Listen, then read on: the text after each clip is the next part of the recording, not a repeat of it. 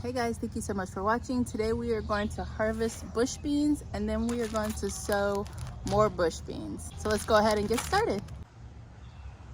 So these bush beans we planted probably late spring, and I kind of have ignored them since then. They've gotten big. I can see tons of beans on them. So let's go ahead and pull everything that we can. We're gonna pull things that are like of substantial size. So like this size and this size. Anything that is small will stay on the plant. And then we are sowing our second round of beans, which I should have done weeks ago. You're supposed to sow one set 1 week, then the next week sow more, and the next week sow more, so that you have a succession of plantings. That way you can continuously harvest beans. I did not get around to it, forgot about it, so better late than never. You can continue to sow beans throughout the fall, so we're okay.